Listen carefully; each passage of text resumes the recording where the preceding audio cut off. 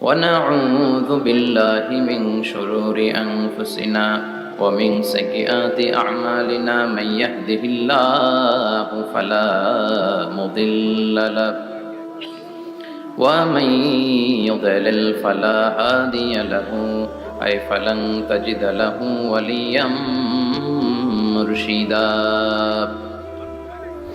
ونشهد أن لا إله إلا الله وحده لا شريك له هو الذي لا ضد له ولا ند له لا مثل له ولا مثيل له لا وزير له ولا كفيل له لا شبه له ولا شبيه له لا ولد له ولا والد له وهو الواحد الفرد الصمد لم يلد ولم يولد ولم يكن له كفوا أحد ونشهد أن سيدنا ونبينا وحبيبنا وبشيرنا ونذيرنا وطبيبنا وطبيب أرواحنا وحبيبنا وحبيب ربنا محمدا عبد الله ورسوله أرسله بالحق بشيرا ونذيرا وداعيا إلى الله بإذنه وسراجا منيرا أما بعد فقد قال الله تعالى في كلامه المجيد وفي فرقانه الحميد أعوذ بالله من الشيطان الرجيم بسم الله الرحمن الرحيم ألهاكم التكاثر حتى زرتم المقابر إن الله وملائكته يصلون على النبي يا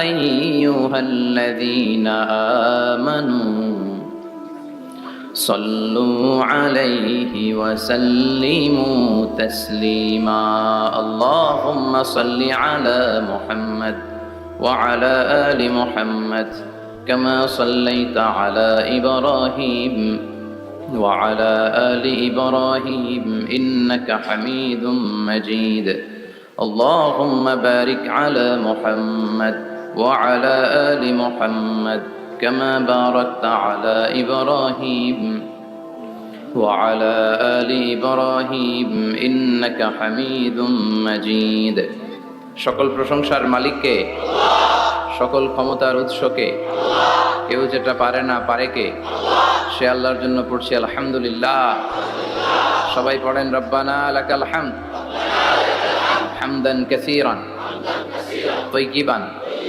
মুবারাকান ফীহি ইয়া রাব্বি লাকাল হামদু কামা ইয়ানবাগি লিজালালি ওয়াজহিকা ওয়া আযীমি সুলতানিকা লাকাল হামদু বিল ঈমান লাকাল হামদু বিল ইসলাম লাকাল হামদু বিল কোরআন আমরা প্রশংসা করলাম কার সব জায়গায় প্রশংসা করবেন কার খাওয়ার সময় ঘুমানোর সময় সব সময় প্রশংসা চলবে শুধুমাত্র একজনের চিল্লায় বলেন তিনি কে আল্লাহ এজন্য বিশ্বনবী আল্লাহর কাছে দোয়া করতেন আল্লাহুম্মা জাআলনি শাকুরা ওয়া জাআলনি সাবুরা ওয়াজআলনি ফি আইনি সগীরা ওয়া ফি আ'য়ুনিন নাসি কাবীরা হে আল্লাহ আপনি আমাকে শুকরগুজার বানান আমি যেন আপনার বেশি বেশি প্রশংসা করতে পারি আমি যেন আপনার বেশি বেশি শুকরিয়া আদায় করতে পারি ওয়াজআলনি সাবুরা আমাদেরকে ধৈর্যশীল বানান আর নিজের চোখে আমাকে আপনি ছোট বানান গোটা বিশ্বের মানুষের চোখে আপনি আমারে বড় বানান পড়েন আমিন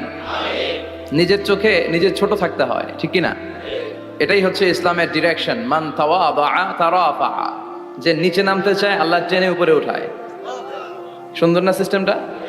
আর যে উপরে উঠতে চায় অহংকার করে, তারে নিচে নামিয়ে দেয় কে? সাইয়েদনা আদম আলাইহিস সালাম বিনয়ী ছিলেন। ওনাকে সৃষ্টি করার পরে আল্লাহ বললেন, ইয়া আদম সাল্লিম আলা উলাইকান নাফার। আদম, এই যে ফেরেশতারা বসা, সালাম দাও। আদম বলেন, না আমি সালাম দিব কেন, আমারা দেয় না কেন? অনেক মুরব্বী আছে বলে, আমি দিব কেন, তোরা আমারে দিবি। এরকম আছে না নাই? না, সালাম সবাই সবাইকে দিবেন। স্বামী স্ত্রীকে দিবেন, স্ত্রী স্বামীকে দিবেন, বড়রা ছোটদের দিবেন, ছোটরা বড়দের দিবেন, এক ভাই আরেক ভাইকে দিবেন, বোন ভাইকে দিবেন। তাহলে ফ্যামিলির মধ্যে শান্তি দিয়ে ফ্যামিলিটাকে সমৃদ্ধ করে দিবে কে? কারণ সালাম অর্থই শান্তি। সালাম অর্থ কি? ফ্যামিলির মধ্যে আমাদের এই সালামের প্রচলন নাই। বিশ্বনবী সাল্লাল্লাহু আলাইহি ওয়াসাল্লাম স্ত্রীদেরকে আগে সালাম দিতেন, সাহাবাদেরকে আগে সালাম দিতেন। মা আয়েশা বলেন, এত বছর বিশ্বনবী সংসার করলাম, একদিনও আগে সালাম দিতে পারি নাই। সবসময় বিশ্বনবী আমাকে আগে সালাম দিয়ে দিতেন। তো সাইয়েদনা আদমকে সৃষ্টি করার পরে আল্লাহ বললেন, আদম সাল্লিম আলা উলাইকান নাফার। বুখারীর বর্ণনা, ফেরেশতাদের এই দলটাকে তুমি সালাম দাও। সাইয়েদনা আদম আলাইহিস সালাম অহংকার করেন নাই। তিনি বলেন না যে কেন দিব, ফেরেশতারে বলেন না আমারে দিতে, এটা বলছে না, উনি সালাম দিলেন। ফলে ওনার অন্তর থেকে অহংকার মুক্ত করে দিল কে? আল্লাহ। বিশ্বনবী বলেছেন, আল বাদিউ বিসসালামি বারিউম মিনাল কিবর। আগে আগে যে সালাম দিয়ে দেয়, আল্লাহ তার অন্তর থেকে অহংকার তুলে নেয়। মান কানা ফি কলবিহি হাববাতু খারদাল মিনাল কিবর লা ইয়াদখুলুল জান্নাতা আবাদা। যার অন্তরে যাররা পরিমাণ অহংকারের ছিটে ফোঁটা থাকে, সে আল্লাহর জান্নাতে ঢুকতে পারবে না। আল্লাহর জান্নাতে ঢুকবে বিনয়ীরা। কারা? যারা বিনয়ী, মুতাওয়াদি, হাম্বল, যাদের মধ্যে হাম্বলনেস আছে, যারা বিনয়ী, তারা জান্নাতে ঢুকবে। তো সাইয়েদনা আদম আলাইহিস সালাম বিনয়ের পরিচয় দিলেন, কিন্তু শয়তানকে আল্লাহ বললেন উসজুদু। শয়তানকে বললেন, শয়তান সেজদা দাও। ফেরেশতাদেরকে যখন অর্ডার করেছে সেজদা দাও, শয়তান বলল, আল্লাহ আমি সেজদা দিব না। অহংকার করলো, সে নিজে নিজে উপরে উঠতে চাইলো। সে বলল, খালাকতানি মিন নার ওয়া খালাকতাহু মিন তিন। আপনি আমাকে বানিয়েছেন আগুন দিয়ে, আগুনের ধর্ম উপরের দিকে ওঠা। আগুন জ্বালিয়ে দিলে লেলিহান শিখা কই যায়? উপরে যায়। ওয়া খালাকতাহু মিন তিন।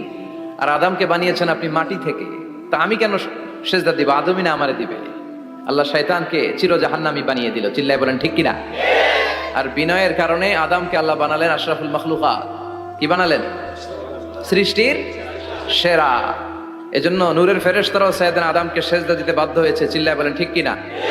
তুমি মাটির আদমকে প্রথম সৃষ্টি করিয়া ঘোষণা করিয়া দিলে শ্রেষ্ঠ বলিয়া, তাই তো নূরের ফেরেশতা করে আদমকে সেজদা। ঠিক কিনা? তাই তো নূরের ফেরেশতা করে আদমকে সেজদা। সবার চেয়ে সম্মান দিলে মাটির আদমকে। আল্লাহু আল্লাহু তুমি জাল্লে জালালুহু, শেষ করা তো যায় না গে তোমার গুণগান। আল্লাহু আল্লাহু, সুবহানাল্লাহ পড়েন। এজন্য আমরা যেন বিনয়ী হই, আমরা যেন নিজেকে ছোট মনে করি। আপনি নিজেকে ছোট মনে করলে আল্লাহ আপনাকে বড় বানায় দেবে। আর যদি নিজেই নিজেকে বলেন আমি বড় আল্লামা, আমি সব জানি, তাহলে আল্লাহ বলবে তোর স্থান হচ্ছে সবচাইতে নিচে। ঠিক কিনা?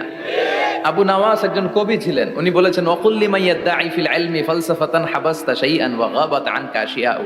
কেউ যদি তোমারে বলে যে আমি সব জানি, তুমি দুই আঙ্গুল দেখিয়ে বলো তুমি কিচ্ছু জানো না, তোমার শিখার অনেক বাকি। জাননেওয়ালার উপরও জাননেওয়ালাও আছে। ঠিক কিনা? এজন্য আমরা যেন বিনয়ী হই। বিনয়, হাম্বলনেস, আরবিতে বলে তাওয়াদু, এটা খুবই জরুরি। এগুলো আমাদের মধ্যে এখন নাই। আমাদের মধ্যে ইগো প্রবলেম আছে না নাই? অহংকার, জেলাসি, অ্যারোগ্যান্স, এগুলো থেকে সম্মানিত ভাইরা আমাদেরকে বেরিয়ে আসতে হবে। দেখবেন সমাজে যারা খুবই হাম্বল, বিনয়ী, তাদেরকে সবাই পছন্দ করে না? আর অহংকারীদের কেউ পছন্দ করে না। সামনে সালাম দেয়, পিছনে গালি দেয়। কথা বলেন? এজন্য অহংকারী হবেন না, বিনয়ী হবেন।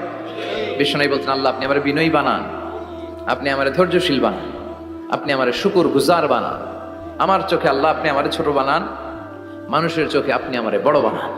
এই বাণীটা একটা বিপ্লবী বাণী, লা ইলাহা মুহাম্মাদুর রাসূলুল্লাহ। ঝিনুকের ভেতর লুকিয়ে থাকে যেমন মতি, ঝিনুকের ভেতর লুকিয়ে থাকে যেমন মতি, কালমা শাহাদাতে আছে আল্লাহর জ্যোতি, কালমা শাহাদাতে আছে আল্লাহর জ্যোতি।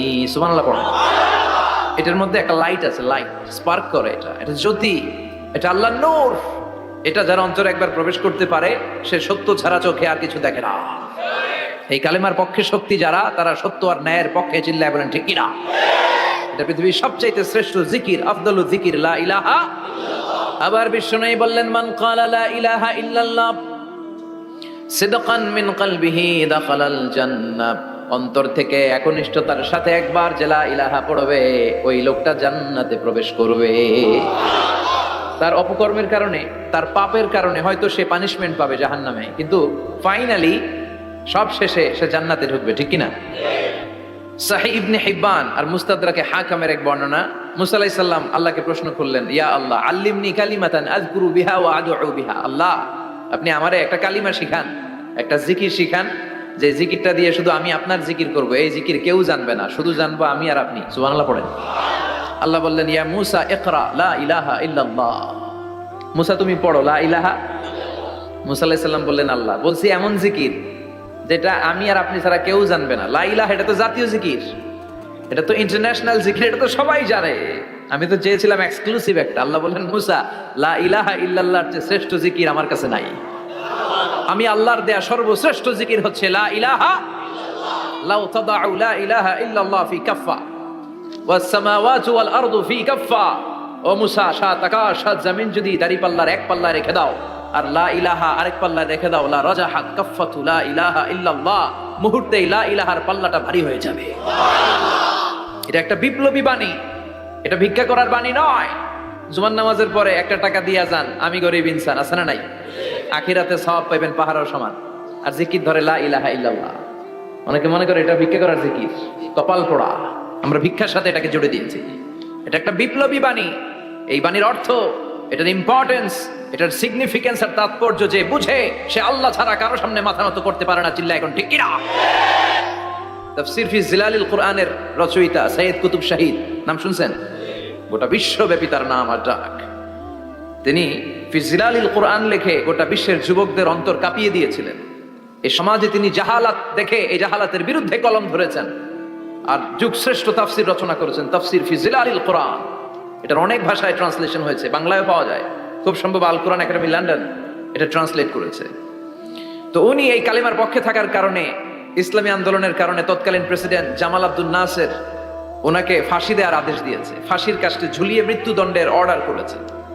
তো জেল কোডের নিয়ম অনুযায়ী যাদেরকে ফাঁসি দেওয়া হবে, হ্যাঙ্গিং করা হবে, হ্যাঙ্গিং করার ঘন্টাখানিক আগে ওই কারা কর্তৃপক্ষ থেকে নিয়োগ দেয়া জেলখানার ইমাম সাহেব এসে তাদেরকে লা ইলাহা পড়ায়। কি পড়ায়? লা ইলাহা ইল্লাল্লাহ পড়ায়। তো সৈয়দ কুতুব শাহিদ উনিও যখন ওনাকে ফাঁসির কাস্টে ঝুলানো হবে, ওই মুহূর্তে জেল কোডের নিয়ম অনুযায়ী ইমাম সাহেব এসে সৈয়দ কুতুব সাহিবকে বলতে আরম্ভ করলো যে আমি আপনাকে কালিমা পড়াতে এসেছি, আপনি পড়েন লা ইলাহা ইল্লাল্লাহ। সৈয়দ কুতুব শাহিদ বললেন আমারে কালিমা শিখাতে এসো না, আমি কালিমা খুব ভালো জানি। যেই কালিমা পড়ার, যেই কালিমা তুমি ফাঁসির আসামিদেরকে পড়ানোর কারণে মান্থলি বেতন পাও, ওই কালিমার ব্যাখ্যা করার কারণে আমাকে ফাঁসির কাস্টে ঝোলা লাগছে। তুমি কালিমা পড়াও, তুমি বেতন নাও, আর আমি কালিমার ব্যাখ্যা করার কারণে আমার ফাঁসি হয়, তার মানে তোর কালিমা আর আমার কালিমা এক কালিমা না। কালিমার মধ্যে পার্থক্য আছে না নাই? ইমানের মধ্যে পার্থক্য আছে না নাই? যে ইমানে প্রয়োজনে জ্বলে ওঠে না, যে ইমান সত্য ন্যায়ের কথা বলে না, যে ইমানে প্রয়োজনে জ্বলে ওঠে না, যে ইমান সত্য ন্যায়ের কথা বলে না, যে নাই, যে ইমান অন্তরে নাই মুখে শুধু ফাঁকা বলি, কি করে তারে বলো ইমানে বলি, কি করে তারে বলো ইমানে বলি, কি করে তারে বলো ইমানে বলি, ঠিক না? যে ইমান দিন কায়েমের আন্দোলনের ধার ধারে না, যে ইমান লেবাসধারী কোরআন হাদিস তাও পড়ে না, যে ইমান খাজার নামে মাজার গড়ে ফুলুস কামায়, যে ইমান শিরকিয়াতের আমল করে ভীত না হয়, যে ইমান ইমানে ভুলে নাস্তিকতার মঞ্চে ওঠে, যে ইমান বাতিল মতের দোসরে হয়ে ফায়দা লুটে, যে ইমান শুধুই কেবল খায় দায় আনন্দ করে, যে ইমান দেখে না যে আরাকানে ভাইরা মরে, যে ইমান ময়দানে নাই, যে ইমানে বাস্তবে নাই, মুখে শুধু ফাঁকা বলি, কি করে তারে বলো ইমানে বলি, কি করে তারে বলো ইমানে বলি, কি করে তারে বলো ইমানে বলি। চিল্লায় বলেন ঠিক কিনা? ইমানে ইমানে পার্থক্য আছে, কালেমায় কালেমায় পার্থক্য আছে। ওই কারা কর্তৃপক্ষের নিয়োগ করা ইমাম সাহেবের লা ইলাহা ইল্লাল্লাহ আর তাফসীর ফি জিলালিল কোরআনের রচয়িতা সৈয়দ কুতুব শহীদের লা ইলাহা এক কালিমা নয়, এক লা ইলাহা নয়। চিল্লায় এখন ঠিক কিনা? পার্থক্য আছে, আলাদা। এজন্য আসল লা ইলাহার অনুসারী হতে হবে। লা ইলাহার ধারক এবং বাহকরা হচ্ছে সত্য এবং ন্যায়ের পক্ষে। যত বিপদ আসে, যত আপদ আসে, যত ঝুঁকি আসে, পাহাড় সম ঝুঁকিকে ডিঙ্গিয়ে তারা লা ইলাহার কালেমার পতাকাকে উড়িয়ে দেয়। চিল্লায় বলেন ঠিক কিনা? এজন্য ইমানে ইমানে পার্থক্য আছে। আমরা যেন আসল ইমানদার হতে পারি, আল্লাহ তৌফিক দাও। আর জোরে পড়েন আমিন। আমরা সব সময় যেন আল্লাহর জিকির দিয়ে হৃদয়টাকে সিক্ত রাখতে পারি, তুমি তৌফিক দাও। বিশ্বনবী বলেছেন লা ইয়াজালু লিসানুকা রাতবান মিন যিকরিল্লাহ, তোমার জিহ্বাটা যেন আল্লাহর জিকিরে সব সময় ভিজা থাকে। কি থাকে? সব সময় যেন পড়ি সুবহানাল্লাহ, আলহামদুলিল্লাহ, লা ইলাহা ইল্লাল্লাহ। সব সময় যেন আমরা পড়ি আল্লাহু আকবার। বিশ্বনবী বললেন আহাব্বুল কালাম ইলাল্লাহি আরবা।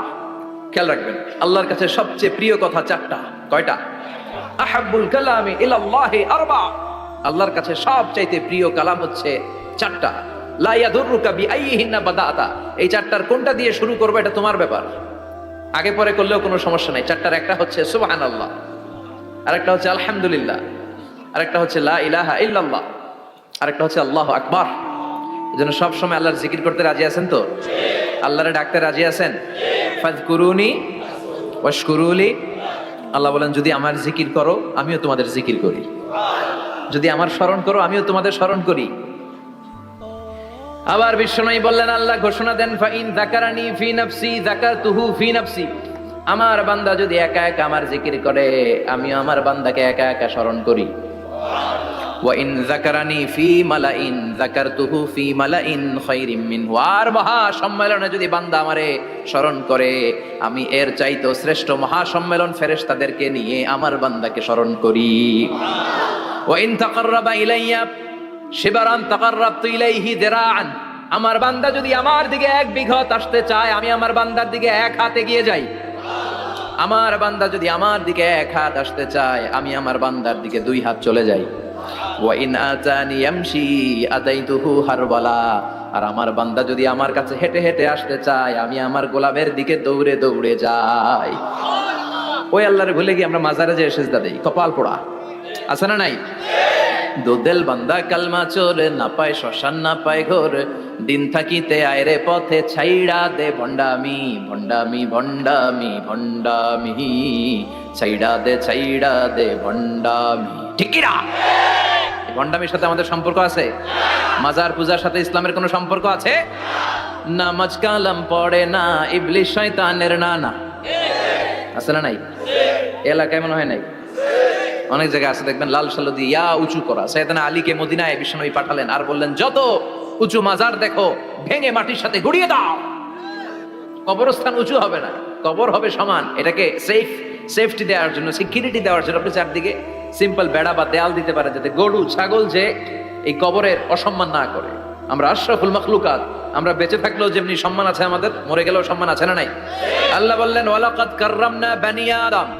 আমি বনি আদমের সম্মান বাড়িয়ে দিয়েছি, জীবিত অবস্থায় যেমনি সম্মান মরে গেলেও সম্মান। ঠিক কিনা? বিশ্বনবী দেখলেন একটা লাশ যাচ্ছে, লাশ দেখে নবী দাঁড়িয়ে গেলেন। সাহাবারা বললেন ইয়া রাসূলুল্লাহ ইন্নাহু ইয়াহুদি, এটা ইহুদির লাশ। দাঁড়ালেন কেন? বসেন। বিশ্বনবী বললেন আওয়ালাইসাত নাফসান, এটা কি মানুষ না? এটা হোক না ইহুদি, হোক খ্রিস্টান, হোক নাস্তিক, এটা তো মানুষ। আমি তো মানুষকে সম্মান দিয়েছি। I have dignified the status of the sons of Adam. আমি বনি আদমের সম্মানকে বাড়িয়ে দিয়েছি। সবার উপরে মানুষ সত্য, তাহার উপরে নাই।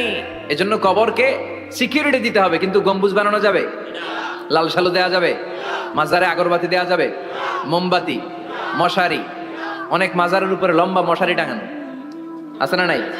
ওর বাবারে মশাই কামড়ায়, কত বড় ডাকাত। তো মশাই যদি নিচ থেকে তাড়াইতে না পারে ও তোমারে কি করবে? কথা বলেন। মশা তাড়াতে পারে না নিজের গা থেকে, তোমারে কি বাঁচাবে? দেখবেন যেই লোকটা মাজারে মশারি দেয় ওর বাবার ডেঙ্গু জ্বর, ওর বাপের মশাই খায়, ওর মারে মশাই খায়। গোটা বিশ্বের সবগুলো আল্লাহর ওলি যদি একটা গ্লাসের পানিতে ফু দেয়, আর আপনার মা যদি আপনার মাথার মধ্যে হাত বুলিয়ে দেয়, আপনার মা যদি আপনার বুকে একটা ফু দিয়ে দেয়, সব পীর সাহেব একদিকে, মায়ের দোয়া আরেকদিকে, মায়ের দোয়া মুহূর্তে আবার আল্লাহর আরশে পৌঁছে যাবে।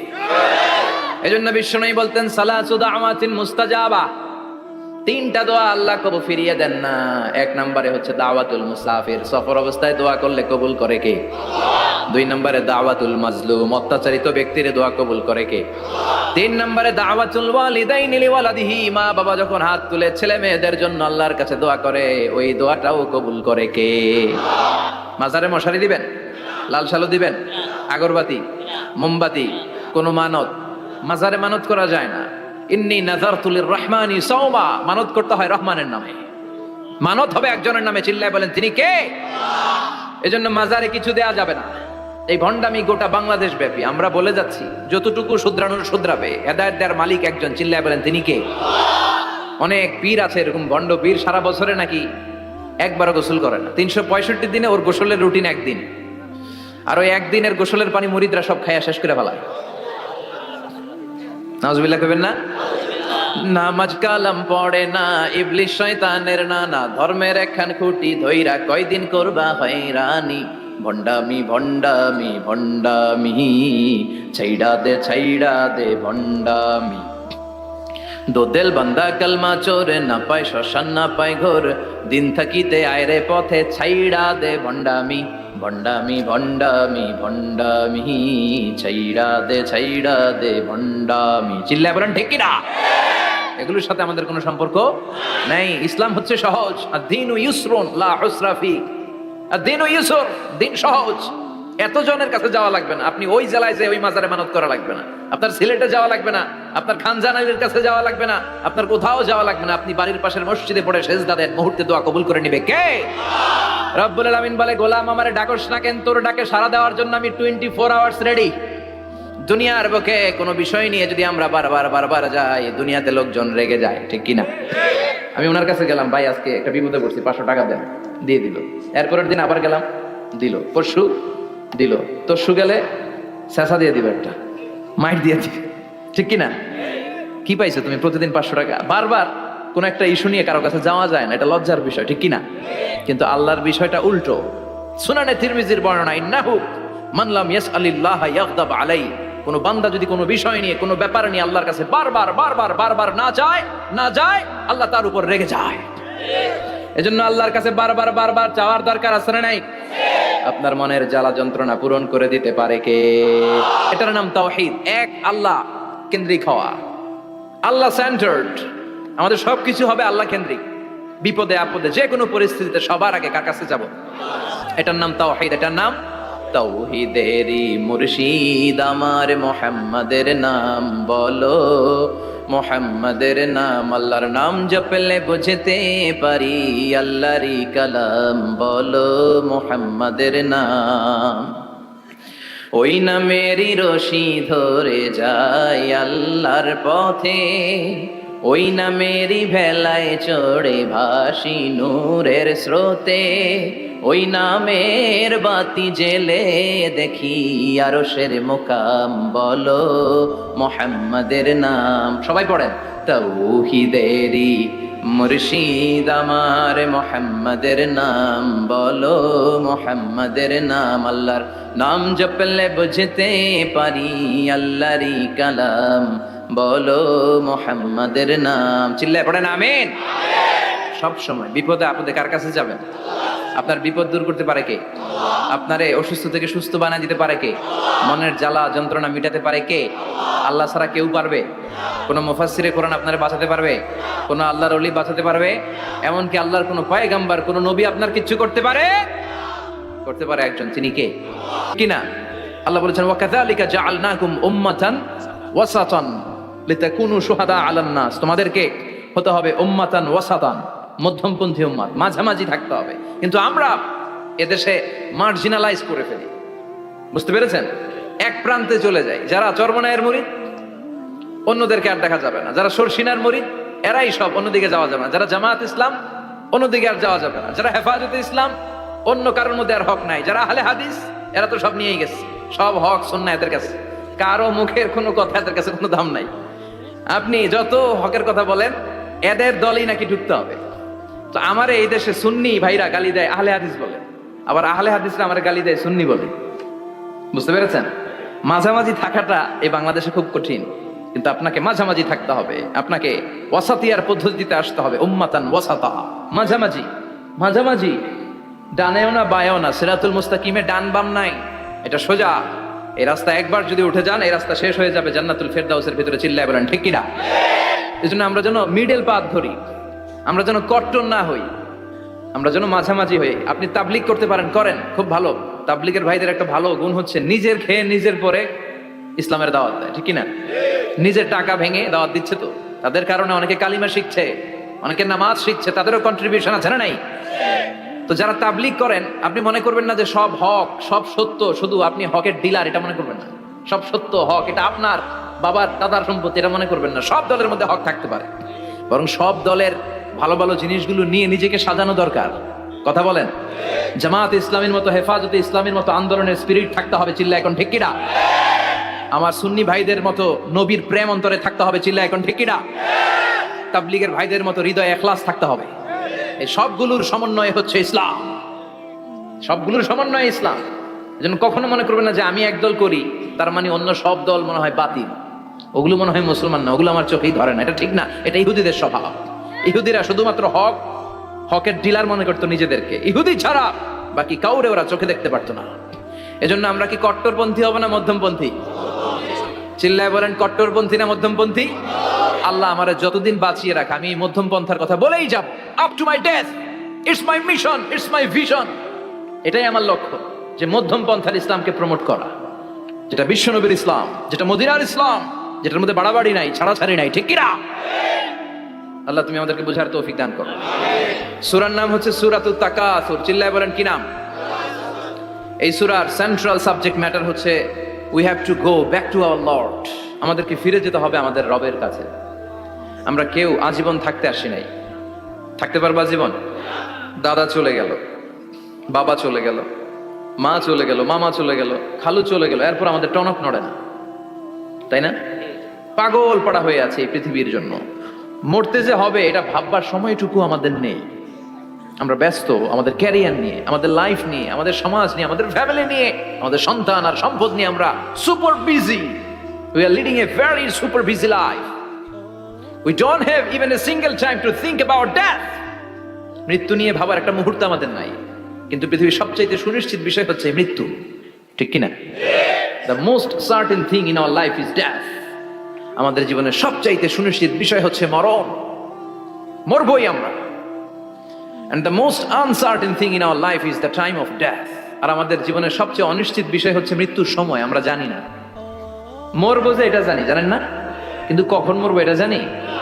এই সূরাটা আপনারে এই জিনিসটা জানান দিতে এসেছে যে দুনিয়ার সম্পদ, লোভ, লালসা এগুলো নিয়ে পড়ে থেকো না।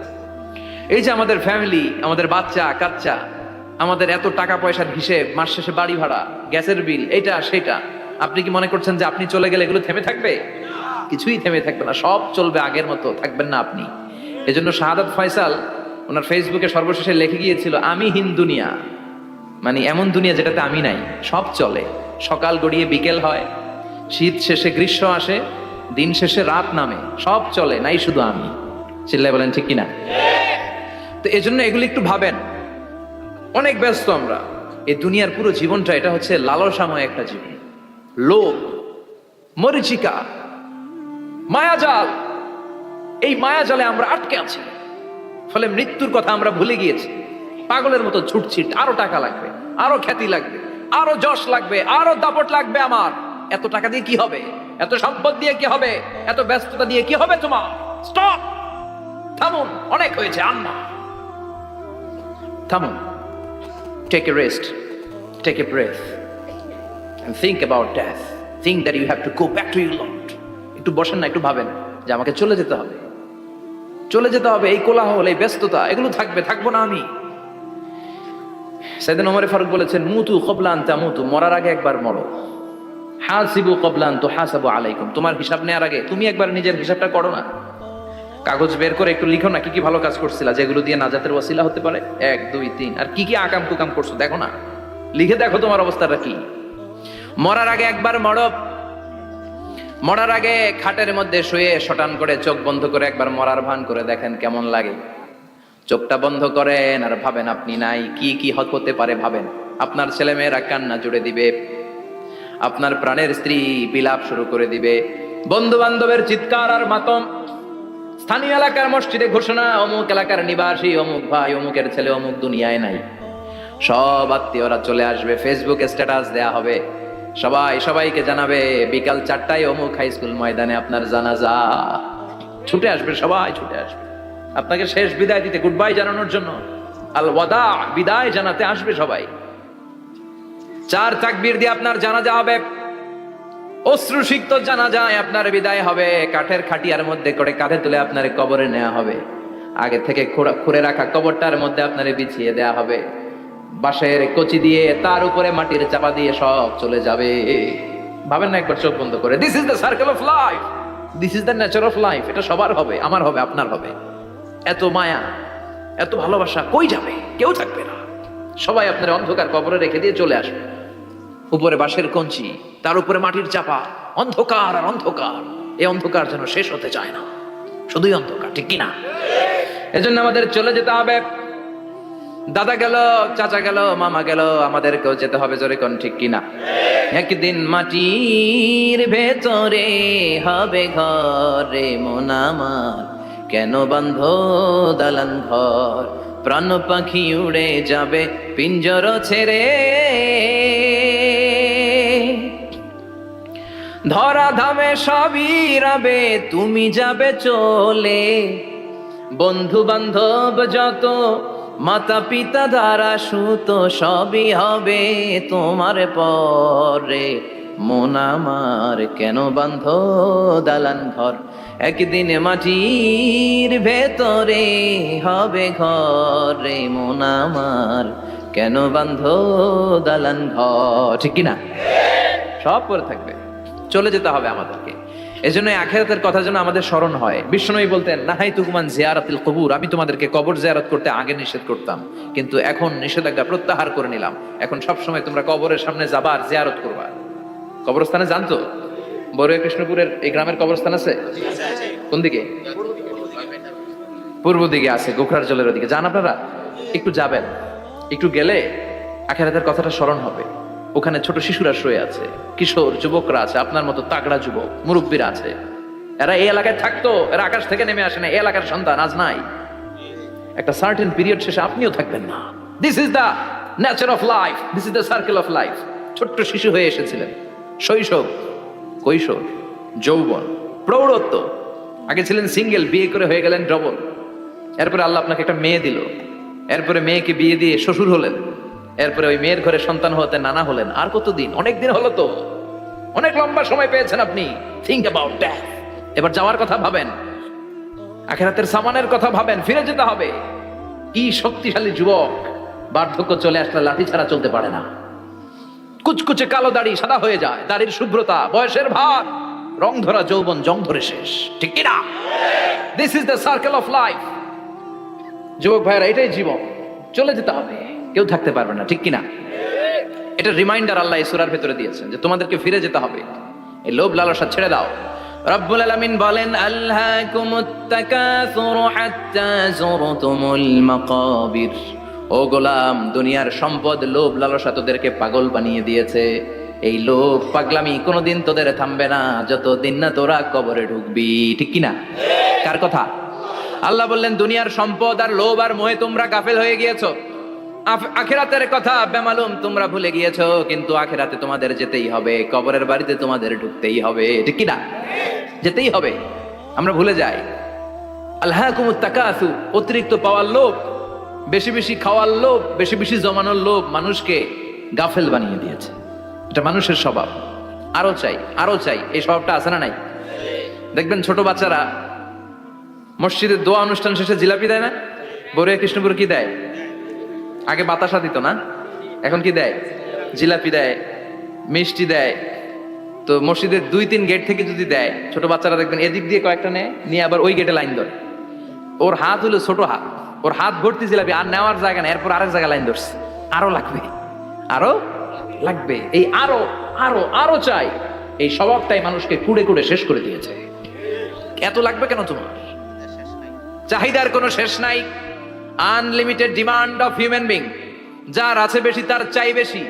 যার সাইকেল আছে তার হুন্ডা চাই, হুন্ডা আছে তো প্রাইভেট কার চাই, প্রাইভেট কার আছে তো প্লেন চাই, প্লেন আছে তো হেলিকপ্টার চাই, হেলিকপ্টার আছে তো ওইটা চাই, ওইটা আছে তো সেটা চাই। ঠিক কিনা? এলাকার মেম্বার যে হয়েছে চেয়ারম্যান হতে চায়, আছে না নাই? চেয়ারম্যান সাহেব এমপি হতে চায়, আছে না নাই? এমপি সাহেব মন্ত্রী হতে চায়, আছে না নাই? মন্ত্রী সাহেব প্রধানমন্ত্রী হতে চায়, আছে না নাই? কিন্তু এই দেশে সুযোগ নাই। কথা কন। এই দেশে প্রধানমন্ত্রী সিলেক্টেড। 2-3 জনের বাইরে কেউ প্রধানমন্ত্রী হইতে পারবি না। ঠিক কিনা? আমার এই জীবনে তো আমি 2-3 জনই দেখলাম। বেগম খালেদা জিয়া, মাননীয় প্রধানমন্ত্রী শেখ হাসিনার ছোট্টবেলা দেখেছি এরশাদকে। আমরা তখন ছোট। তো মানুষের চাহিদার কোনো শেষ নাই। যার আছে বেশি তার চাই বেশি। এজন্য বিষ্ণু বলেছেন, উনজুরু ইলা মান হুয়া আসফালা মিন, তোমার চেয়ে যে খারাপ আছে ওর দিকে তাকাও। ওয়ালা তানজুর মান হুয়া আ'লা মিন, তোমার চেয়ে যে ভালো আছে ওর দিকে তাকায়ও না, তোমার চেয়ে যে খারাপ অবস্থানে আছে ওর দিকে তাকাও। অনেকে নিজের অবস্থান নিয়ে সুখী না, এরকম আছে না নাই? আল্লাহ আমার এটা দিল না রে, ওইটা দিল না রে, পাইলাম না রে, কিচ্ছু হয় না, কি করবো জীবনে, হতাশ। আসলে আছে কিন্তু অনেক, কিন্তু শুকরিয়া নাই, টাকা। ঠিক কিনা? নিজের অবস্থান নিয়ে সুখী না, কিন্তু অনেক লোক আছে তারা আপনার অবস্থানে পৌঁছতে চায়। তাদের দিকে তাকিয়ে দেখেন, আপনি যে অবস্থানে আছেন এই অবস্থানে পৌঁছাটা অনেকের কাছে স্বপ্ন। তারা প্রতিনিয়ত সংগ্রাম আর স্ট্রাগল করে যাচ্ছে আপনার অবস্থানে পৌঁছতে, আর আপনি এটা নিয়ে সন্তুষ্ট না। শেখ সাদির নাম শুনেছেন? বালাগাল উলা কাশাফাত দুজা, এই কবিতাটার রচয়িতা, ইরানের বিখ্যাত এক কবি। উনি একবার আর্থিক সমস্যার মধ্যে দিয়ে সময় কাটাচ্ছেন, টাকা নাই, পয়সা নাই, পায়ে দেওয়ার মতো জুতা নাই। উনি খুব দুঃখ পেলেন, হায় রে, আমি ইরানের এত বড় কবি, আমার পায়ে দেওয়ার মতো জুতা নাই। দুঃখ ভরা মন নিয়ে রাস্তায় হাঁটতে বেরোলেন। হাঁটতে হাঁটতে হঠাৎ দেখলেন একটা লোক শুয়ে শুয়ে কাঁদছে, ওই লোকটার 2টা পাই নাই, পাই নাই। উনি সেজদায় পড়ে গেলেন, আল্লাহর কাছে ক্ষমা চাইলেন, আল্লাহ অনেক দিয়েছো, শুকর আলহামদুলিল্লাহ। এজন্য যেই পরিস্থিতিতেই থাকি না কেন আমরা কি পড়বো? জোরে বলেন, কি পড়বো? এজন্য আল কানাতু মিনাল ইসলাম, অল্পে তুষ্ট থাকার নাম হলো ইসলাম। সম্পদ লাগবে কিন্তু সম্পদের পাহাড় লাগবে না। ঠিক কিনা? অল্প খান, অল্প পড়েন, অল্প জামান, অল্পের ভেতরে বরকত ঢুকাইয়া দিছে কে? দেখবেন যাদের সম্পদ অল্প তারা সুখী বেশি। জরিপে এটা দেখা গিয়েছে, অনেক সার্ভেতে এটা এসেছে, যারা সম্পদশালী এরা দুঃখী বেশি, এদের দুঃখ বেশি, টেনশন বেশি। খুব স্বাভাবিক, টাকা যার বেশি রোগ তার বেশি, টাকা যার বেশি টেনশন তার বেশি, টাকা যার বেশি ঘরে শান্তি তার কম। আছে না নাই? ঘরের ভেতরে অশান্তি, ছেলে কথা শোনে না, ছেলে টানে গাঞ্জা, মেয়ে করে পরকিয়া। আছে না নাই? স্ত্রী কথা শোনে না, ভালোবাসা নাই, ঘরটা জাহান্নামের টুকরা। রোগ বালাই, এক একটা হসপিটাল বিল পরিশোধ করতে মাসে 5 লাখ 10 লাখ। আছে না নাই? কিছু খেতে পারে না, ডাক্তার একেবারে ডায়েট মেনু বেঁধে দিয়েছে। ডায়েট, ভেরি ডায়েট মেনু, এটা এটা এটা এটা কিছুই খাবেন না, শুধু গরু খাবেন না, খাসি খাবেন না, চিংড়ি খাবেন না, খালি ঘাস খাবেন। ইচ্ছে মতো ঘাস খাবেন, মানে ঘাস জাতীয় যত আইটেম আছে সব খাবেন। শাক খাবেন, সবজি খাবেন, সালাদ খাবেন। গরু, চিংড়ি, মুরগি, গোশত, ইলিশ কিছু খেতে পারে না। তাহলে রোগ বেশি, খাওয়ার মজা নাই, ঘরে সাংসারিক শান্তি নাই, খালি ব্যারাম আর ব্যারাম। ঠিক কিনা? কিন্তু সম্পদের পাহাড় গড়েছে। আর অল্প যারা খায়, অল্প পড়ে, রিক্সাওয়ালা, কুলিওয়ালা, অল্প বেতনের চাকরি, কিন্তু হক হালালি মেনে চলে, দেখবেন শান্তি আছে অনেক।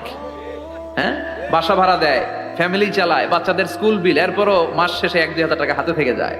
আর ওর প্রতি মাসে 10 কোটি টাকা ইনকাম, তারপরও ব্যাংকের ঋণ আছে না নাই? সুখ কারে বলে? কিভাবে আপনি সুখকে ডিফাইন করবেন? সুখ তো টাকায় কিনা যায় না, শান্তি টাকা দিয়ে হয় না, শান্তি দেওয়ার মালিককে। শান্তি আছে অল্প খেয়ে শুকর করার মধ্যে, শান্তি আছে আলহামদুলিল্লাহর মধ্যে। চিল্লায় বলেন ঠিক কিনা? এজন্য অল্প খাবো, অল্প পড়বো, অল্প জামাবো, অল্পের ভেতরে বরকত দিয়েছে কে? দেখেন ধনী ভাইরা খেতে পারে না, কিন্তু রিক্সাওয়ালার কি সমস্যা হয়? রিক্সাওয়ালারা সব খেতে পারে। কুলিওয়ালা, দিন মজুর, এরা একেবারে স্লিম সুঠাম দেহি, মেদহীন পেট, পেটে কোনো মেদ নাই, ঘুড়ি নাই। আর কোটিপতিদের মেদ আছে না নাই? এত বড় বড় পেট। ঠিক কিনা? আমাদেরও পেট আছে, তবে হালাল পেট। এটা হারাম টাকা দিয়ে এই ভুড়ি বানাই নাই আমরা। চিল্লে বলেন ঠিক কিনা? রিক্সাওয়ালা, কুলিওয়ালা নিজেও নামাজ পড়ে, বউও নামাজ পড়ে, বাচ্চাটাও নামাজ পড়ে, রিকশা চালায় আর জিকির করে লা ইলাহা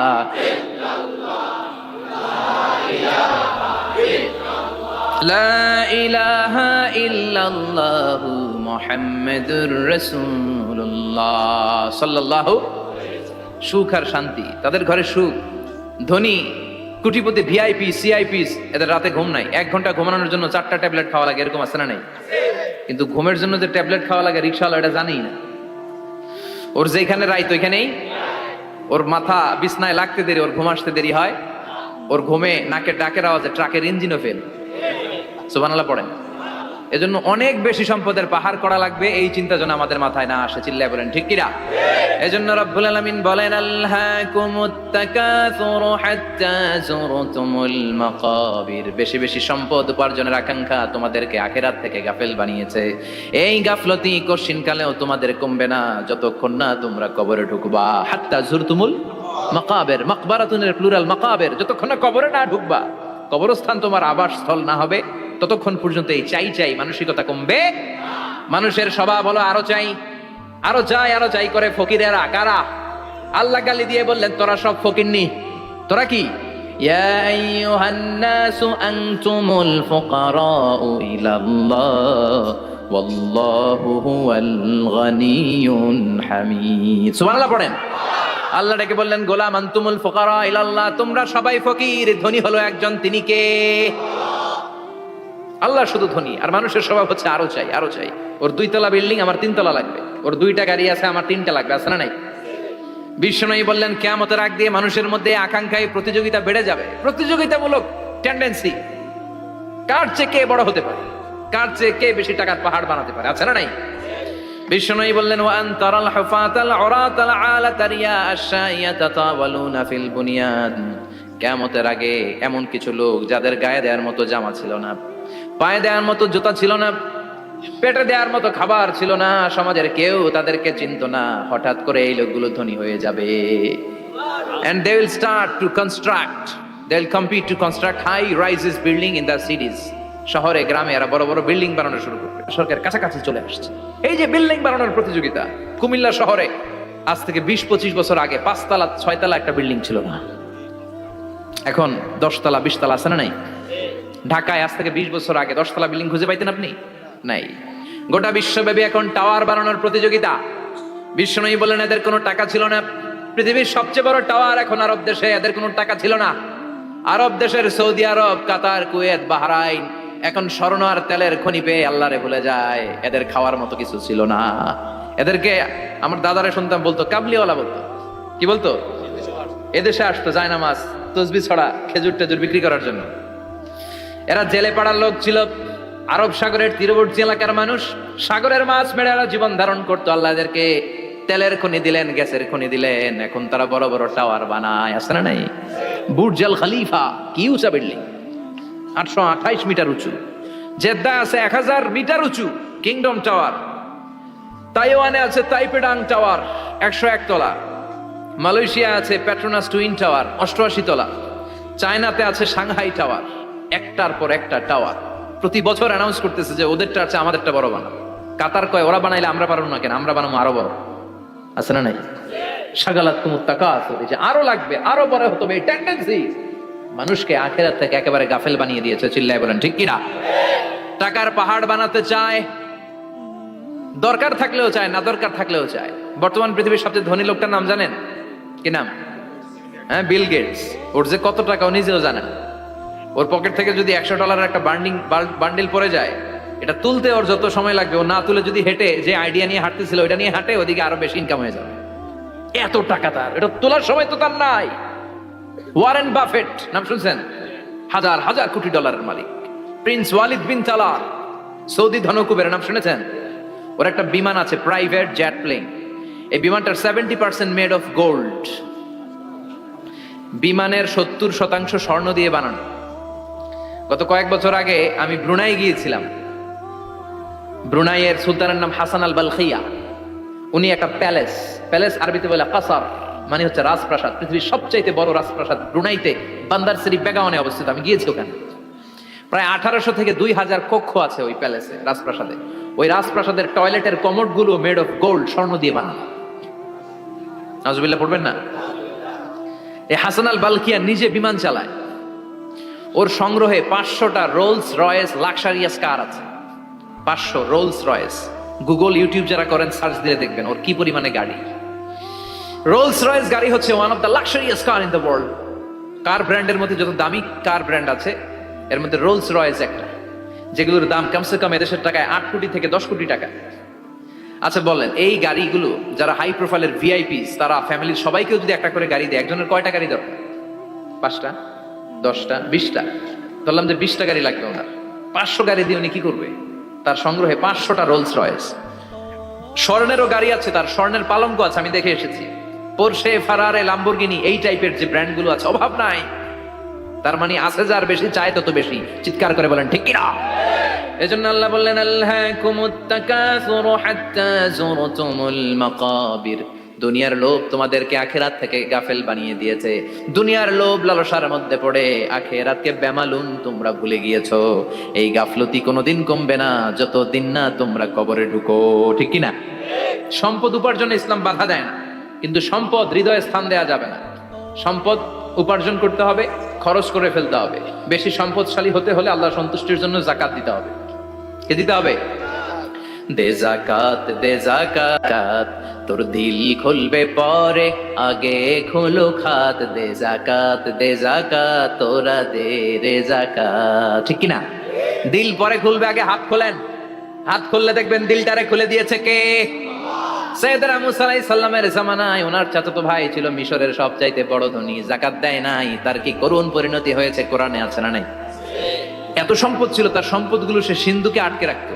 আর এই সিন্ধুকের চাবিগুলো আলগানোর জন্য, কাঁধে নেওয়ার জন্য 10 জন লোক লাগতো। সিন্ধুক কাঁধে নেওয়ার জন্য, সিন্ধুকের চাবির গোছা কাঁধে নেওয়ার জন্য কয়জন? তাহলে কি পরিমাণ সম্পদ ছিল? সাইয়েদনা মুসা বললেন, সম্পদের মালিক তুই হস নাই, আল্লাহ বানাইছে। কারণ বলে ইন্নামা উতিতুহু আলা ইলমিন ইনদি, আল্লাহ আমারে সম্পদ দেয় নাই, আমি আমার মেধা খাটিয়ে সম্পদ বানিয়েছি। যাকাত আমি দেব না। মুসা বললেন তাহলে আযাবে পড়বি, কারণ কই পারলে আযাবান, পারলে আযাবান। আল্লাহ বললেন ফাখাসাফনা বিহি ওয়া বিদারহিল আরদ, ও মুসা নিরাপদ দূরত্বে চলে যাও, এখনই ভয়ঙ্কর ভূমিকম্প হবে, আযাব দেব। কারণ সহ কারণের সব সম্পদ আমি জমিনের ভেতরে ঢুকায়া দেব। আমি নিজে কারণের বাড়ি দেখে এসেছি। মিশরের রাজধানী কায়রো থেকে প্রায় 150 কিলো দূর একটা জেলা আছে, ফায়ুম জেলা। ওইখানে কারুনকে আল্লাহ তার সব সম্পত্তি সব মাটিতে দাবিয়ে দিয়েছেন। দাবাতে দাবাতে হাঁটু পর্যন্ত যখন কারুন জামিনে দেবে যায়, ভাবছে উঠে যাবে। কোমর পর্যন্ত যখন মাটির মধ্যে দেবে যায়, ভাবছে উঠতে পারবে। গলা পর্যন্ত যখন দেবে যায়, হাত তুলা কয় আমি ঈমান আনলাম। ও মুসা, সব সম্পদ তোর আর তোর আল্লাহর লইয়া যা, খালি আমারে বাঁচা, আমারে। সব গাদ্দারদের একই পরিণতি। ফেরাউনরেও যখন আল্লাহ লোহিত সাগরে পানি খাওয়াতে খাওয়াতে পেটটা এত বড়, হাত তুলা কয় আনা মিনাল মুসলিমিন, আমি মুসলমান, আমি ভালো মানুষ।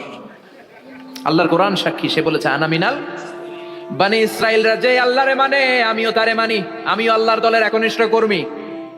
আর পানি খাইতে পারি না, আল্লাহ বাঁচাও। আল্লাহ কয় আরো খা। শেষ, ফেরাউন শেষ, নমরুদ শেষ, কারুন শেষ। পুরো সম্পদ সহ আল্লাহ কারুনকে জামিনের ভেতরে দাবিয়ে দিলেন। এজন্য সম্পদ যাদের বেশি জাকাত দেওয়ার দরকার আছে না নাই? দারিদ্রতা বিমোচনের জন্য জাকাত দিবেন। জাকাতের শাড়ি লুঙ্গি এইভাবে না, অনেকে কিন্তু দেয় জাকাতের শাড়ি, জাকাতের লুঙ্গি, জাকাতের গামছা, এরকম ডাকাইত আছে না নাই? বাংলাদেশে এমনও হয়েছে জাকাতের শাড়ি দিবে বলে সে পত্রিকায় নিউজ করেছে, আর ওই শাড়ি আনার জন্য শাড়ি দিবে 5,000, মানুষ এসেছে 5 লক্ষ। পদপৃষ্ঠ হয়ে 11 জন নারী এক জায়গায় মারা গিয়েছে। কিয়ামতের দিন আল্লাহ বিচারের কাঠগড়ায় এই বিজনেস ম্যাগনেটকে দাঁড়িয়ে সেদিন জিজ্ঞাসা করবে যে কেন তুই এদেরকে কষ্ট দিয়েছিলি? চিল্লা এখন ঠিক কিনা? এদের মৃত্যুর দায়ভার এই শিল্পপতি এড়াতে পারবে না। জাকাতের শাড়ি, জাকাতের লুঙ্গি বিতরণের জন্য আল্লাহ তোমারে ধনী বানায় নাই। ধনীদের দায়িত্ব হলো গরিবের হাতে সম্পদ পৌঁছে দেয়া। ওয়া ফি আমওয়ালিহিম হাক্কুন লিসাইলি ওয়াল মাহরুম। গরিব আমার কাছ থেকে সম্পদ আর জাকাত নিয়ে সে আমার প্রতি করুণা করেছে, আমি জাকাত দেই বলে আমি কোনো দয়া দেখাই নাই। কথা বুঝতে পেরেছেন? আইডিয়াটা ক্লিয়ার করে নেন। জাকাত দেয়া আমার জন্য কি? কথা বলেন, ফরজ। আর যে জাকাত নেয় তার জন্য জাকাত খাওয়া কি ফরজ? আমি গরিব মানুষ, আমি জাকাত খাবো না, না খাইয়া থাকুন, রোজা রাখুন। কথা কন, আমার যে জাকাত নেওয়া লাগবে এমন কোনো কথা নাই, কিন্তু আমি যে ধনী আমার দিতেই হবে, এটা ফরজ। তার মানে আমি দিয়ে আমি দয়া করি নাই, ও নিয়ে আমারে বাঁচাইয়া দয়া করে গেছে। চিৎকার করে বলো ঠিক কিনা? ইসলাম বলে রাস্তার এক পাশে পাঁচতলা আর এক পাশে গাছতলা, এটার নাম ইসলাম না। ওফি আমওয়ালিহিম হাক্কুন লিসাইলি ওয়াল মাহরুম, খেটে খাওয়া মানুষ, সুবিধা বঞ্চিত মানুষদের দ্বারে যে তুমি যাকাতের টাকা পৌঁছে দাও। যাকাতকে ফরজ করা হয়েছে দারিদ্রতা বিমোচনের জন্য। আপনি শাড়ি লুঙ্গি দিলে কি হবে? ওরে শাড়ি দিচ্ছেন দুপুরে, রাত্রেবেলা ও আরেক জায়গায় লাইন ধরে আছে, বিরিয়ানির প্যাকেট দিতেছে ওইখানে, কথা কোন সারাটা বছর ও যাকাতের টাকা নেবে, ওর কিচ্ছু হবে না। বরং এমন কিছু তাকে করে দিতে হবে যেটা দিয়ে সে ফ্যামিলি লিড করতে পারে। একটা সিএনজি কিনে দেন, ওই ফ্যামিলিতে কোনো যুবক থাকলে সিএনজি চালায়া, অটো চালায়া ফ্যামিলিটারে চালাবে। একটা টঙের দোকান করে দেন, চায়ের দোকান, চা বিক্রি করে ফ্যামিলিটারে চালাবে। অস্ট্রেলিয়ান একটা গাই কিনে দেন, গরুর দুধ বিক্রি করে তার ফ্যামিলি চলবে। কিংবা মাছের একটা খামার করে দেন, মুরগির খামার করে দেন, ঠিক কিনা? ওমরে ফারুক বলতেন এমন ভাবে জাকাত দাও যাতে করে যাকে জাকাত দিয়েছে জীবনে কোনোদিন সেজন্য আর কারো কাছে যে হাত পেতে জাকাতের জন্য দাঁড়িয়ে না থাকে। এই বিধানটা কার? এজন্য আল্লাহ বললেন আল্লাহকুমুত তাকাসুরু হাত্তা যুরতুমুল মাকাবির, দুনিয়ার লোভ লালসা তোমাদের কমবে না যতদিন না তোমরা কবরে ঢুকো। কার কথা? চিল্লায় বলেন কার? এজন্য দুনিয়ার প্রতি যে আমাদের লোভ, এটা কি বাড়াইতে হবে না কমাইতে হবে? এই দুনিয়ার জীবন এটা ক্ষণিকের। আমাল হায়াতুদ দুনিয়া ইল্লা মাতাউল গুরুর, এটা ভোগের সামগ্রী, আজ আছে কাল না, এটা হাতের ময়লা। দুনিয়ার এই জীবনের দৃষ্টান্ত হচ্ছে চারটা স্বর্ণের টুকরা আর তিনটা লাশের মতো। স্বর্ণের টুকরা চারটা, চিৎকার করে বলেন তো কয়টা? লাশ তিনটা, জোরে বলেন কয়টা? অনেক অনেক আগের যুগের তিনজন যুবক জীবিকার তাগিদে তারা বের হয়েছে কর্মসংস্থান করে খাবে। প্রতিমধ্যে তারা গুপ্তধন পেয়েছে, স্বর্ণের বার পেয়েছে, তো বড় বড় চারটা পেয়ে তারা মহা খুশি। আমাদের আর কাজ করা লাগবে না, এগুলো বেচে আজীবন খাবো, সুখে থাকবো। তো তিনজন মিলে বললো চারটা স্বর্ণের টুকরা তিনজনের মধ্যে ভাগ করে দেওয়ার আগে একজন এক কাজ কর, বাজার থেকে কিছু রুটি নিয়ে আয়, খুব ক্ষুধা লেগেছে, খেয়ে নেই। একজনের রুটি আনতে পাঠিয়ে দুইজন মিলে ভাবে ওইটারে যদি মেরে ফেলতে পারি তাহলে তো তোর আর আমার মধ্যে কোনো ঝামেলা নাই। স্বর্ণের টুকরা কয়টা? তুই নিবি দুইটা, আমি নেব দুইটা। আর যেটারে রুটি আনতে পাঠাইছে ওইটা মনে মনে ভাবতেছে রুটির মধ্যে বিষ মিশাই নিয়ে যাব। কি মিশাবো? বিষ খাইয়া ওইটা শেষ, সবগুলো আমার। তো বিষ মিশায় নিয়ে আসছে, আর আগের পরিকল্পনা অনুযায়ী এই দুইজন মিলে তাকে নৃশংসভাবে হত্যা করেছে। হত্যার পরে কয় প্রচন্ড ক্ষুধা লাগছিল, আগে খাইয়া লই। দুইজন মিলে বাজার থেকে আনা বিষ মাখানো রুটি খেয়ে ওই দুইটাও শেষ। স্বর্ণের জায়গায় স্বর্ণ পড়ে আছে, স্বর্ণগুলো নেয়ার মতো মানুষ আর নাই, ঠিক কিনা? এজন্য মানুষের এই চাহিদা কমবে না। বিষ্ণু বলেন লাউ আন্না লিকুল্লি ইবনে আদম ওয়াদিয়ান মিন যাহাব আহাব্বা আই ইয়াকুনা ইলাইহি ওয়াদিয়ান, আল্লাহ প্রত্যেককে, আমাদের প্রত্যেককে যদি একটা করে স্বর্ণের পাহাড়ের মালিক বানিয়ে দেয়। কয়টা করে পাহাড় দেখছেন কোনোদিন? কই দেখছেন? চিটাং গেছিলেন? এই চট্টগ্রামে গেলে দেখা যায় কি পাহাড়। এই একটা পাহাড় স্বর্ণের, এক একটা স্বর্ণের পাহাড়ের মালিক যদি আমাদের এক একজনকে বানায় দেওয়া হয়, এরপর আমরা চাবো আরেকটা স্বর্ণের পাহাড়ের মালিক কেমন করে হওয়া যায়। আচ্ছা বলেন তো, একটা স্বর্ণের পাহাড় আমার 14 পুরুষ বিক্রি করে খাইলেও শেষ করতে পারবো এটা? তো আরেকটা কেন লাগবে আমার? ওয়ালাই আমলা আফাহু ইল্লা তুরাব, বিষ্ণু বলেন কবরের মাটি যতক্ষণ না তোর মুখে না ঢুকবে তোর এই চাওয়া চাওয়া খাই খাই সব বন্ধ হবে না। এজন্য আল্লাহ বললেন আলহাকুমুত তাকাসুরু হাত্তা যুরতুমুল মাকাবির, দুনিয়া তোমাদেরকে গাফেল বানিয়ে দিয়েছে, গাফলতি কমবে না যতদিন না কবরে ঢুকো। কবরে ঢুকা লাগবে, কবরে ঢুকা লাগবে না? কবরে আমাদেরকে যেতেই হবে, যেখানেই থাকেন। কবরের প্রশ্ন আছে না নাই? অনেকে বলে হুজুর বিমান হামলায় মারা গিয়েছে, বিমান জ্বলে পুড়ে ছাই হয়ে গিয়েছে, তার কবর কোথায়? তার আত্মাটা যেখানে আছে ওই জায়গায় প্রশ্ন আছে না নাই? অনেকে বলে হুজুর সাগরের মধ্যে পড়ে মারা গিয়েছে, তিমি মাছ খেয়ে ফেলেছে, তার কোনো অস্তিত্ব নাই, কিন্তু তার রুহুটা আছে না নাই? প্রতিটা রুহু সংরক্ষণ করে কে? প্রত্যেকটা আত্মা আল্লাহর কাছে সংরক্ষিত থাকে। প্রতিটা রুহু, প্রতিটা মানুষ মালাকুল মাউতকে দেখতে পায়। আপনিও দেখবেন, আমিও দেখব। মুমিনদের কাছে এসে মালাকুল মাউত একজন যুবকের বেশে সাদা ধবধবে জুব্বা পরে সুগন্ধি মেখে মুমূর্ষ ব্যক্তির শিওরে বসে বসে বলে ইয়া আইয়াতুহান নাফসুল মুতমাইন্না, হে প্রশান্ত আত্মা, উখরুজি ইলা মাগফিরাতুল্লাহি ওয়া রিদওয়ানি, আল্লাহর ক্ষমা আর দয়ার দিকে বের হয়ে আসো। বলা মাত্রই মুমিনের আত্মাটা স্মুথলি বের হয়ে আসে। কাফান মিন আকফানিল জান্নাহ, হানুত মিন হানুতিল জান্নাহ, জান্নাত থেকে আনা সুগন্ধি কাফনের মধ্যে পেঁচিয়ে তিনি রূহটাকে নিয়ে ইল্লিনে চলে যায়। সরাসরি দেখে মালাকুল মাউতকে। আর যারা ইসলাম বিরোধী, কোরআন বিরোধী, তাদের সামনে এসে মালাকুল মাউত ত্রাস সৃষ্টি করে। আগে ধমক। হাইওয়েতে মাঝে মাঝে ডাকাতি হয় না? বাসগুলোর মধ্যে যখন ডাকাতি হয়, বাসে থাকে 50 জন, ডাকাত ঢুকে 5 জন, এই 5 জনের ভয়ে সবগুলো পেশাব করে দেয়। কারণ ত্রাস সৃষ্টি করে। এসেই চাইনিজ কুড়াল দিয়ে আগে কুবায় দেয় 4-5 জনের, রক্ত দেখে কি দেওয়ার সব আগে রেডি করে রাখে। মালাকুল মাউত এসে কাফের নাস্তিক মুশরিকদের সামনে সেরকম একটা ত্রাস সৃষ্টি করে, ভয়ে লোকটা কাঁপতে থাকে। ওর কাছে ভদ্র ভাষায় কথা বলে না, সুন্দর জামা পরে আসে না, কালো কুচকুচে চেহারা, ভয়ঙ্কর একটা রূপ নিয়ে, আকৃতি নিয়ে ইসলাম বিরোধীদের মাথার সামনে আসে, দুর্গন্ধযুক্ত চেহারার দেহ নিয়ে ধমক দিয়ে বলে, ও পাপাত্তা, ইয়া আইয়াতুহান নাফসুল খাবিসা উখরুজি ইলা গাদাবিল্লাহ, হে পাপাত্তা, আল্লাহর রাগ, ক্রোধ আর গজবের দিকে বের হয়ে আয়। মুমিনের আত্মা বলার সাথে সাথে যেমনি মুমিনের দেহ থেকে বের হয়ে জান্নাতি কাফনের ভেতরে ঢুকে, কাফেরদের আত্মাও কি এরকম তাড়াতাড়ি বেরোতে চায় নাকি? কাফেরদের আত্মা বেরোতে চায় না, ডানে দৌড়, বায়ে দৌড়, সামনে দৌড়, পেছনে দৌড়, আহা দৌড়াদৌড়ি করে। মালাকুল মাউত এটাকে টেনে হিচড়ে, একটা জীবিত ছাগলকে জবাই না করে তার চামড়া উল্টার দিকে টেনে হিচড়ে বের করলে ছাগলটা যত কষ্ট পায়, এর সে কম 70 গুণ বেশি কষ্ট দিয়ে কাফের মুশরিক আর গাদ্দারদের রূহ কবজ করা হয়।